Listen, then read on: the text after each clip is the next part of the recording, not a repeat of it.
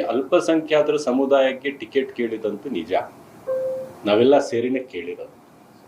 But ನಾನು ಇವತ್ತು ಸ್ಪಷ್ಟವಾಗಿ ಹೇಳ್ತೀನಿ, ಇವತ್ತು ಅಲ್ಪಸಂಖ್ಯಾತ ಒಬ್ಬ ಸಮುದಾಯದ ಅಭ್ಯರ್ಥಿ ದಾವಣಗೆರೆಯಲ್ಲಿ ಕಾಂಗ್ರೆಸ್ ಪಾರ್ಟಿಯಿಂದ ಆಗಿಲ್ಲ ಅಂತಾದರೆ ಅದು ಅಲ್ಪಸಂಖ್ಯಾತರ ನಾಯಕರ ವಿಫಲತೆ.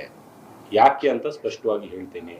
ಅವತ್ತು ಸ್ವಲ್ಪ ಹೇಳಿದ್ದೇನೆ, ಯಾವ ಅಲ್ಪಸಂಖ್ಯಾತ ನಾಯಕನು ಅಲ್ಪಸಂಖ್ಯಾತರಿಗೆ ಯಾರಿಗಾದ್ರೂ ಕೊಡಿ ಅಂತ ಕೇಳಿಲ್ಲ, ಜಬ್ಬಾರ್ಗೆ ಟಿಕೆಟ್ ಕೊಡಿ ಅಂತ ಕೇಳಿರೋದು.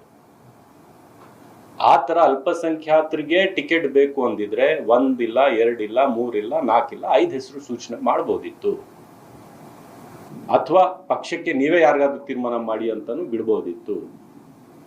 ಬಹಳ ಸ್ಪಷ್ಟವಾಗಿ ಹೇಳ್ತಾ ಇದ್ದೇನೆ, ಎಲ್ಲ ಲೀಡರ್ಸು ಸೇರಿ ಒಂದೇ ಹೆಸರು ತೀರ್ಮಾನ ಮಾಡಿ ಮಾನ್ಯ ಮುಖ್ಯಮಂತ್ರಿಗಳ ಸಮ್ಮುಖದಲ್ಲಿ ಒಂದು ಚರ್ಚೆ, ನಾವು ಎಲ್ಲ ಅಲ್ಪಸಂಖ್ಯಾತರ ಶಾಸಕರು ಅಲ್ಲಿ ಹೋಗಿದ್ವಿ.